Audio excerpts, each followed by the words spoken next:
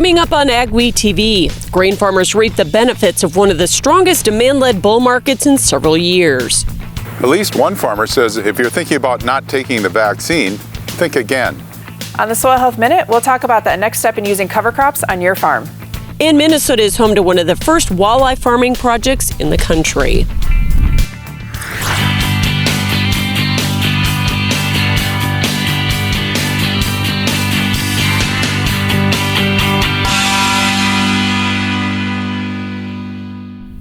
Welcome to AgweekTV. I'm Michelle Rook. The Senate Ag Committee advanced U.S. Ag Secretary Tom Vilsack's nomination Tuesday and moved consideration to the full Senate. Vilsack discussed how he'll use every tool available to achieve a competitive and transparent cattle market, his willingness to reinstate country of origin labeling, and his support for biofuels. I think we can make the case, should make the case, and will make the case that there is a role to play for biofuels in climate, in reduction of emissions. And I think there's a role for the biofuel industry to play in terms of fleet maintenance. We're not going to convert. There won't be enough electric vehicles to convert all of that fleet in a relatively short period of time. Vilsack served as secretary during the Obama administration. USDA has suspended $2.3 billion in supplemental CFAT payments to farmers. Most of the money is going to hog and poultry growers that had to destroy animals and others left out of earlier programs. The Biden administration halted payments while it reviews actions taken late in the Trump administration. The Farm Service Agency will continue to accept applications during the review process. Meanwhile, Biden wants to use $30 billion from USDA CCC to create a carbon bank. Besides the merger of the Ag Department and the Department of Energy and Natural Resources, South Dakota lawmakers are reviewing several ag bills. Senators approved a permitting bill for concentrated animal feeding operations. Currently, general permits are renewed every 5 years, but this bill doubles that to 10. We think that's a good move. With all the technology we have today, that it just reduces the paperwork. We record what we do, and we have the soil tests and the application of those nutrients. Lawmakers are also considering a health insurance plan run by the State Farm Bureau and one-time funding of a new livestock complex at the South Dakota State Fair.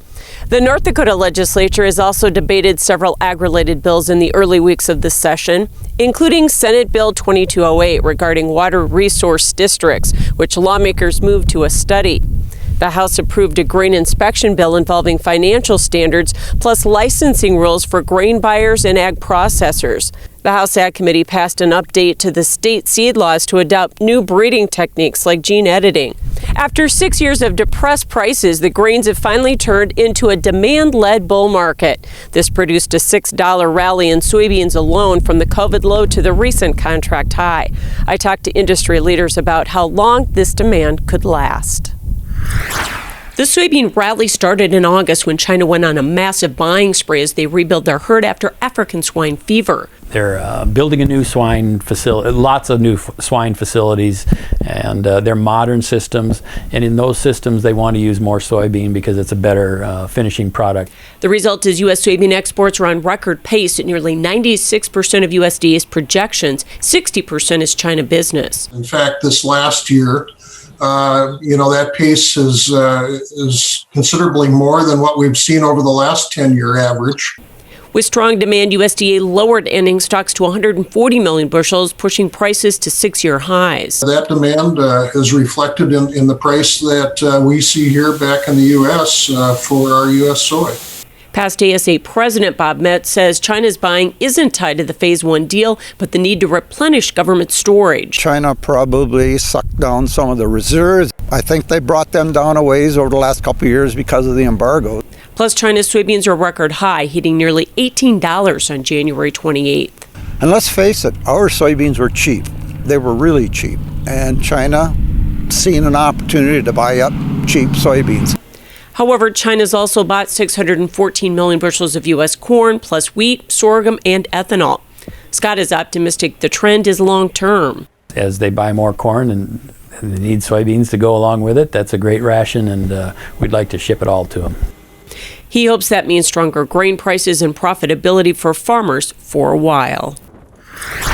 Some critics liken China's buying to the Great Grain Robbery of 1972, but Scott says farmers like him have no regrets. The dramatic increase in corn prices has some producers looking for feed alternatives. They need to consider dry matter, protein, and energy content, plus transportation costs. Livestock feedlot specialist Carl Hoppe says when corn prices rise, so do most other alternatives like hay and distiller's grain. So most producers are absorbing the increased expense. We tend to feed the same thing year after year after year if we can. Some people look for alternative things they can get, and they do that. We've been looking for cheap feeds for years. Hoppe says it's too early to know how long corn prices will stay high. While the winter wheat crop is still in dormancy, the dry winter is taking its toll on the condition and outlook in South Dakota. As of January 25th, the crop was rated only 32% good to excellent, compared to 67% on November 16th.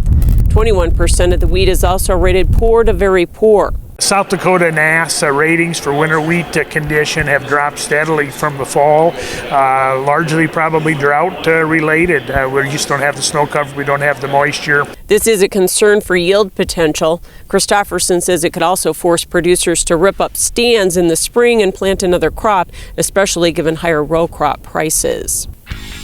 Coming up on AgweekTV, we'll take a look at how aquaculture is taking off in Minnesota and the Midwest. Superior Grain Equipment is committed to quality and service. Protect your bottom line and your future with superior quality, protection, and reliability. Make the superior choice today with Superior Grain Equipment. At North Star Ag, we're more than your short-line machinery dealer. We're also full service, and we're farmers first. That means we know it's not about what's best, but what's best for your farm. Whether you're planting, growing, or harvesting, we're there for all your equipment, parts, and service needs. And we've been doing it since 2009, with the largest inventory and availability in the area. Check us out at northstar-ag.com or call us at 701-361-4790. The annual Northern Corn and Soybean Expo is happening soon, and it's easier than ever to attend. Join the two-day virtual event February 23rd and 24th from anywhere, snow or shine. Hear from your host, Tyne Morgan, as she moderates the U.S. Farm Report with market specialists. Weather expert Eric Snodgrass will take a look at risks for the upcoming growing season, and the Shark Farmer will dive into agricultural advocacy. Check out the schedule and register today at northerncornsoyexpo.com. Improve the profitability of your ranch by partnering with Top Herefords. Attend the bull sale February 12th at 1 p.m. at the ranch near Grace City, North Dakota. When you buy a Top Herefords bull, you're getting top-of-the-line genetics and the benefits of marketing your feeder cattle and replacement quality heifers direct. It's a common-sense approach to greater profits on your ranch. View the 2021 catalog at topherefords.com and join us at the bull sale February 12th at 1 p.m. Superior Grain Equipment offers you the industry's best dryer and grain handling equipment. So make the superior choice and get higher quality grains, test weights, and prices while using half the energy. Superior Grain Equipment. Agweek brings you timely agriculture news from field to fork in digital, print, and television. Fresh every week, join Jenny Schlecht from the Agweek editorial team and me, Al Windmill, from the sales and marketing team for a deeper dive into farm and ranch stories, along with guest interviews with personalities from the world of agriculture. If you're involved in farming, ranching, or agribusiness, the Agweek podcast is the show for you. Welcome back. Walleye is an extremely popular fish in this part of the country, but if you don't fish, it can be hard to come by. Now, a Minnesota-based company could be the first to bring sustainably raised walleye to the market. Noah Fish has more on Blue Water Farms in this week's Agweek cover story. There's farm-raised salmon, trout, and even shrimp. But Minnesota could be home to the first indoor commercial walleye farm. Blue Water Farms founder and CEO Clarence Bischoff says it would be good for people and the planet. Wanting to find a way to provide healthy fish and provide a good product for healthy people and do it in a way that allows for a healthy planet as well. Blue Water Farms plans to operate a walleye hatchery and processing facilities in southeast Minnesota, using recirculating water technology to produce the walleye. They also plan to use the nutrient-rich wastewater in an operation to grow products that might include lettuce, strawberries, cherry tomatoes, and herbs. I think it's very efficient, and it's really in alignment with the sustainability principles that are an essential part of our company. Bischoff and Blue Water Vice President Jessica Coburn says it's the right business model at the right time.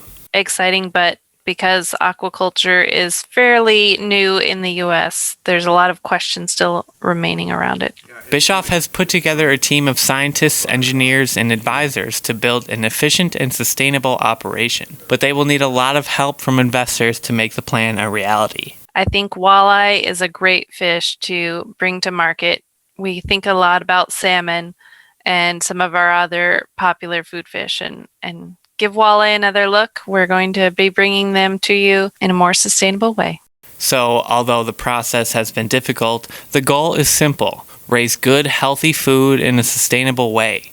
In Welch, Minnesota, this is Noah Fish for Agweek. You can read more in the next Agweek magazine or at agweek.com. A well-known northern Minnesota farmer has a message: get the COVID vaccine when you can. Kelly Erickson is vice chair of the American Crystal Sugar Board, but when the company held its virtual annual meeting in December, Erickson was in the hospital fighting COVID.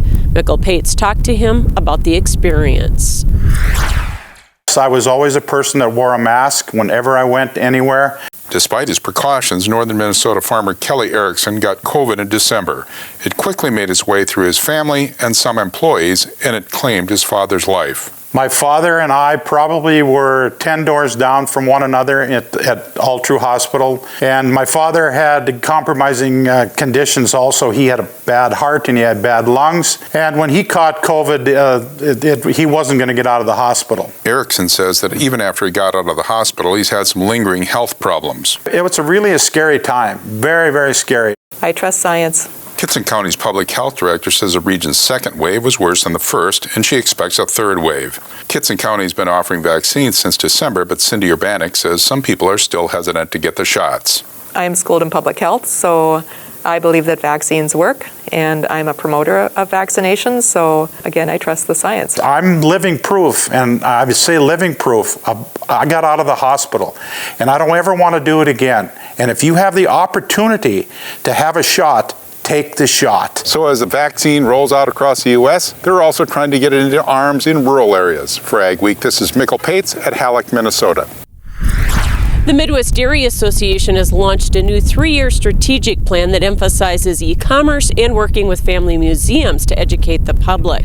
CEO Molly Pelzer says the plan modernizes how they do some business based in part on lessons learned during the pandemic. It has 5 main components focusing on increasing sales and education about dairy products. We have 3 key business priorities in our new strategic plan: to build sales for dairy, to build trust for dairy, and also to advance dairy research, which really means get that research out to the people who can use it. Pelzer says a big goal is keeping more of the business that shifted to online grocery shopping during the pandemic. Coming up on AgweekTV. If you've already tried cover crops and you're looking for the next great thing to try, we'll have some answers for you on the Agweek Soil Health Minute.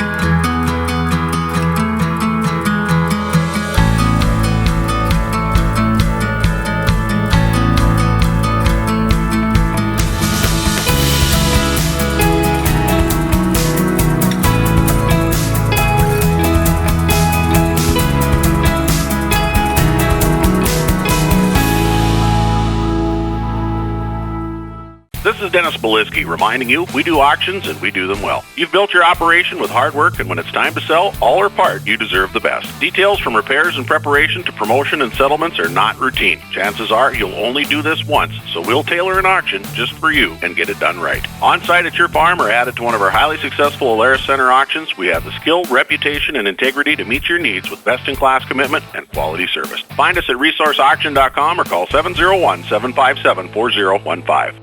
When the water's high, and your yields are low, 'cause your fields have no place for water to flow. Just one call takes care of it all. Call on Field Drainage Incorporated. Call on Field Drainage Incorporated. Call on Field Drainage. The experts in the field. With the success of the Case IH Tiger Quad Track and Magnum Road Track tractors, it's no secret why Case IH is the leader of the track. So it wasn't surprising when the competition started imitating us. But only Case IH offers a 5-axle design to give you a smoother ride, more power to the ground, with less berming and compaction. Still, we're flattered. In fact, if we weren't already red, we'd be blushing. Go beyond the headlines with an Agweek membership. Get in-depth agribusiness reporting, original farm and ranch stories, and fact-based research for the most comprehensive ag news in the upper Midwest. Experienced ag journalists bring you exclusive ag news, insights, and policy updates you won't find anywhere else. Become a member today and get unlimited access to Agweek and AgweekTV. Winter returned to the region with a vengeance this week. How long will this colder pattern last? Here's John with our AgriWeather Outlook. Arctic air has finally found itself, decided to drop into the northern plains in the upper Midwest, and a few things about this. It's going to be very dry. Arctic air is dry air. We will likely see a few little snows pass through the Dakotas, Minnesota, but they're not going to have much moisture in them. In Iowa, other parts of the Midwest, it's just looking like you may see flakes in the air. There may even be blizzards locally of drifting snow, but you're not going to get much accumulation of moisture. And it does look like this pattern, by and large, with some modifications, will linger fairly long term. I thought you might find this interesting. We're taking a look at the general pattern across the region, and watch as the main high pressure the last few days split down. Now we're looking at this weekend, and you can see the main high just beginning to build into the northern plains. The original low has moved back up to around Hudson Bay, and because of this circulating polar vortex, you'll watch this low drift back down, produce a secondary cold front, which looks like about midweek will bring another round of blustery weather, stiff northwest winds, and bitterly cold wind chills and such into the northern plains. There may even be a little snow with it, but as I said, hardly any moisture. The main anchor high remains up here. Now, to get your bearings, this is Alaska, this is Siberia, so this is basically the Arctic Ocean. This is kind of like somewhere near the North Pole. That's the air that we have that's dropping down into the region, and it will likely continue to spin around, sending pieces our way, at least for the week. There will gradually be a relaxation in the pattern. Let's look at it from above. The frigid air dropping into the area this weekend, shifting, kind of splitting a little bit as that little front comes down midweek, but that won't last long. We'll see the frigid air drop south again the middle of the week. By the way, the cold weather has gone pretty far south as well. There will be freezing temperatures all the way down into South Texas, at least at night, and below freezing weather down into Oklahoma, northern Texas, Arkansas.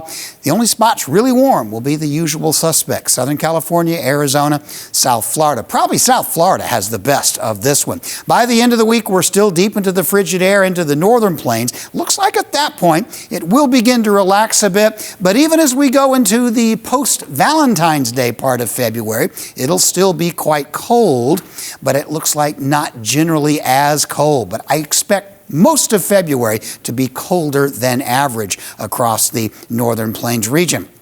Now, as far as precipitation goes, a few showers along the Gulf. Really, there will be some snows in this, but it's mostly going to be a dry weather pattern. It does appear the second week we may be setting up for some Rocky Mountain snows, not incredibly heavy, but decent. That's all high elevation stuff. The rest of the United States, for the most part, precipitation will be scant while these Arctic air masses floated through the regions. Schedule an uptime inspection for your equipment with the Case IH service professionals at your local Tight Machinery. Our Case IH certified service technicians have the training, experience, and genuine Case IH parts to ensure your equipment is ready for next season. Planting and harvesting windows are short. Have confidence in your equipment's performance with a Titan Machinery multi-point uptime inspection. Titan Machinery, your local Case IH service leader. Challenges. We all face them at some time. But it seems that ag has seen its fair share over the past few years. Has your farming operation been able to stand the challenges? If not, maybe it's time to talk to the risk management specialist at Martinson Ag. We can help you make the sound decisions to help your operation weather the storm. Martinson Ag, your one-stop shop for crop insurance, livestock insurance, and marketing. We are here to take your operation to the next level. You can get the field results you want in varying conditions with the flexibility of the Summers VRT Renegade. Featuring on-the-fly blade angle adjustment from 0 to 19 degrees. And if you want the simplicity of a super coulter with the ability to move a little dirt, you'll love the all-new Summers Super Coulter Samurai. Go to summersmfg.com or visit your local dealer to learn more about North America's broadest line of tillage equipment and other products from North Dakota-based Summers Manufacturing. Steffes Group, selling land and the equipment to farm it since 1960. If you're interested in selling or have questions about our auction process, head to our website at steffesgroup.com to contact us at any one of our 4 locations located throughout the Midwest. You can also visit and subscribe to our YouTube channel to view all of our auction previews and recaps to stay up to date on the market in your area.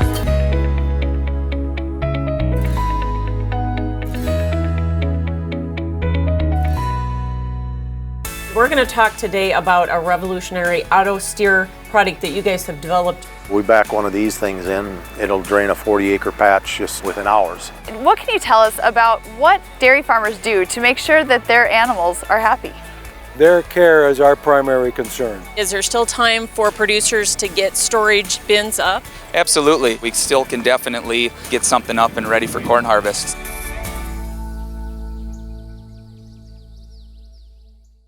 The Agweek Soil Health Minute is sponsored by the North Dakota Corn Council.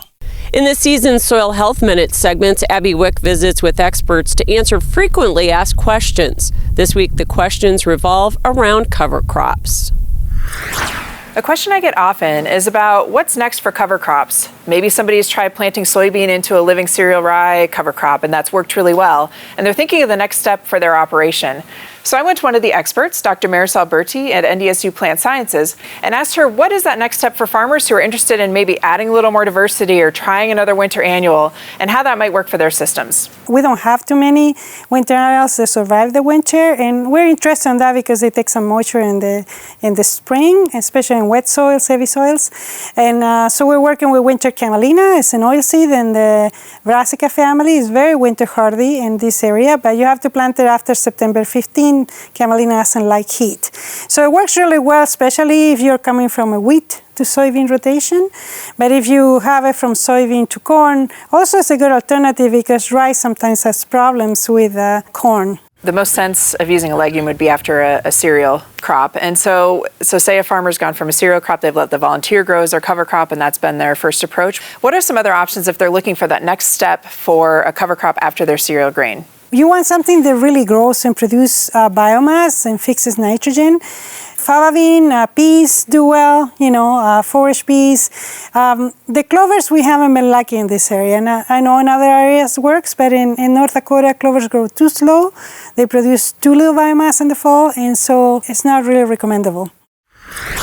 Throughout the winter, our Agweek reporters will be visiting livestock producers to get production and sale updates and show the diversity of species in the region.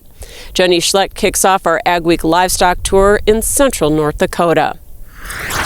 Thanks, Michelle. I'm here in Grace City, North Dakota with Ryan Top of Top Herefords. Their sale's coming up on February 12th. So Ryan, tell us about what it's like to prepare for your sale. Well, Jenny, it's our 21st sale, so a lot of the procedures have become kind of standard around the ranch here. However, the anticipation of another sale is always a very exciting time for us. And how are the bulls looking this year? The bulls have had an awful easy winter, as has the rest of the Dakotas, upper Midwest. We have added on a bunch of 20-month-old bulls this year. The first offering that we've ever had of aged bulls. We do have the luxury of running enough off cows at Top Hereford, so we can cultivate the inferior bulls out and offer the best. And so a very uniform set of bulls, but nonetheless, I think enough variety for different folks wanting different kinds of cattle. So we're really excited to display those bulls and give those folks that want those aged bulls an opportunity to purchase them. Well, thank you, Ryan, and you can catch the sale on February 12th here in Grace City at Top Herefords. Still ahead on AgweekTV, despite the pandemic, the Little Eye Show goes on.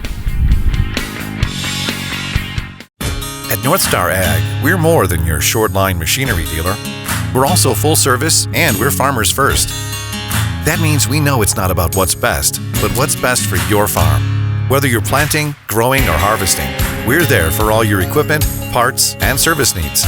And we've been doing it since 2009, with the largest inventory and availability in the area. Check us out at northstar-ag.com or call us at 701-361-4790. When it comes to grain storage and handling solutions, one call does it all. Gateway Building Systems, the #1 Brock bin dealer in the U.S., is locally owned and provides turnkey convenience with factory direct product, complete design services, and in-house construction. Now's the perfect time to take advantage of discounts on Brock solid bins, grain dryers, and aeration systems. For more information, go online to gatewaybuilding.com or call 1-800-747-4499. For Agweek, this is Mikkel Pates at Watertown, South Dakota. We'll look at the positive impacts that dairy can have on the community. A Minnesota couple has put a grain bin to a new use. Spoiler alert, it's not grain. This elaborate system of tubing with the downhill slope is how Maplewood State Park gathers sap to make syrup.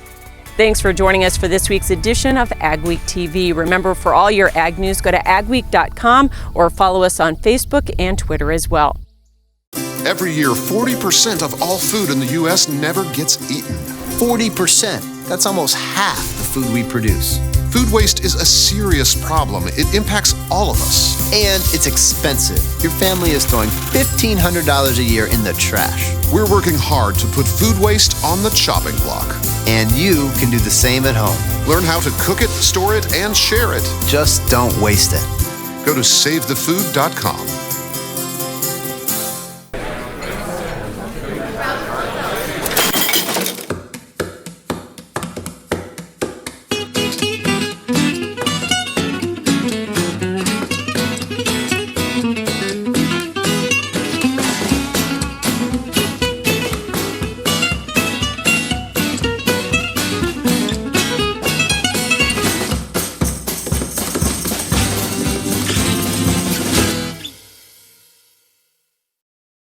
NDSU's Saddle and Sirloin Club is gearing up to hold its 95th Little International Competition. The event features NDSU students competing in livestock showmanship, but as well events like public speaking and ham curing. This year's Little Eye Queen says it's an important event for students and alumni, so they were happy to be able to hold it this year with COVID precautions in place. We're just really glad that we can make it happen and we get to have an audience this year. The 95th Little Eye is February 12th and 13th. Thanks for watching this week's edition of AgweekTV. Remember, for all your ag news, go to agweek.com, and you can follow us on Facebook and Twitter as well. Have yourself a great and safe week.